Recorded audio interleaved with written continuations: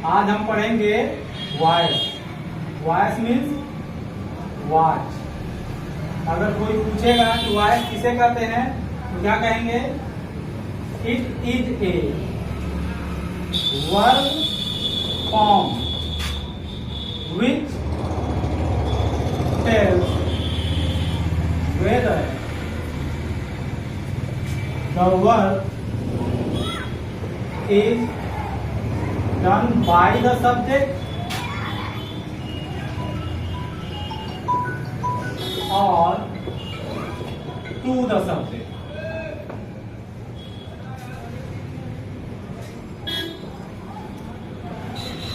मतलब कि जब वर्ब, वॉइस क्या होता है? वर्ब का रूप होता है जो हमें ये बताता है कि जो कार्य है, वर्क है, वह सब्जेक्ट के द्वारा किया जा रहा है या सब्जेक्ट पर किया जा रहा है, उसी को हम वॉइस कहते हैं। यह दो प्रकार का होता है। कितने टाइप्स होते हैं?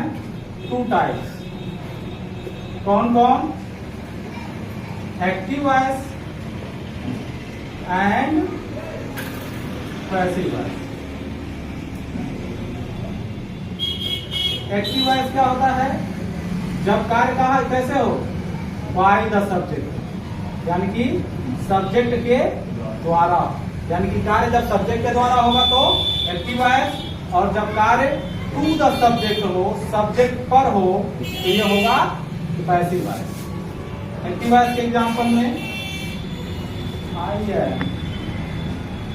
Teaching you English. यहाँ पे जो टीचिंग वर्क है ये किसके द्वारा होगा? सब्जेक्ट के द्वारा होगा। ये एग्जांपल हो गया।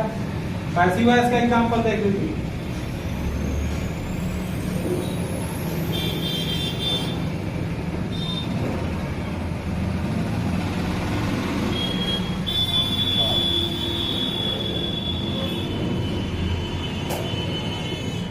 You are being taught English by मी।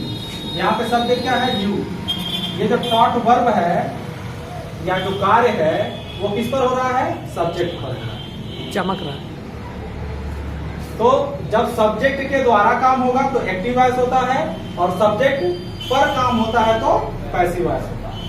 अब बारी आती है कि पैसिव वॉइस कैसे बनाते हैं। तो हमेशा याद रखिएगा, अगर कोई पूछेगा पैसिव वॉइस क्या होता है या किसे कहते हैं, तो हम कहेंगे passive voice is equal to be का रूट प्लस वर्ब का थर्ड फॉर्म। यही पैसिव वॉइस होता है।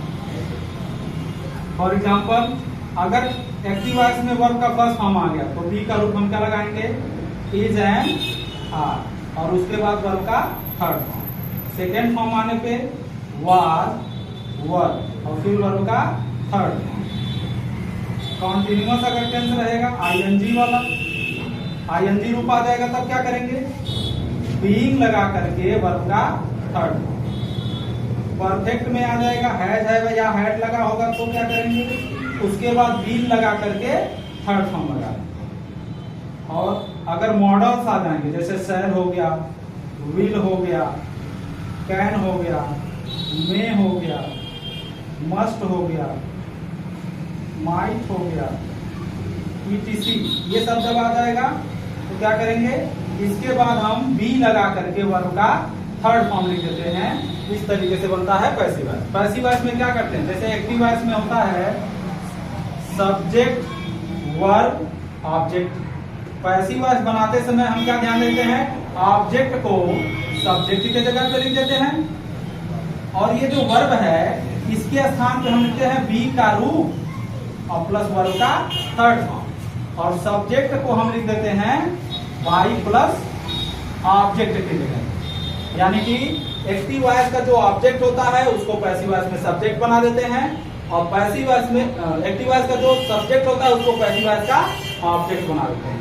जो वर्ब होता है उसके स्थान पे हम क्या लिखते हैं? बी का रूट प्लस वर्ब का थर्ड फॉर्म, जो हमने आपको पहले ही बता दिया है कि पैसिव वॉइस बनाते समय ये ध्यान रखना है कि बी का रूट प्लस वर्ब का third form is equal to passive voice. तो ये चीज अगर ध्यान में रखेंगे तो पैसिव वॉइस आसान है।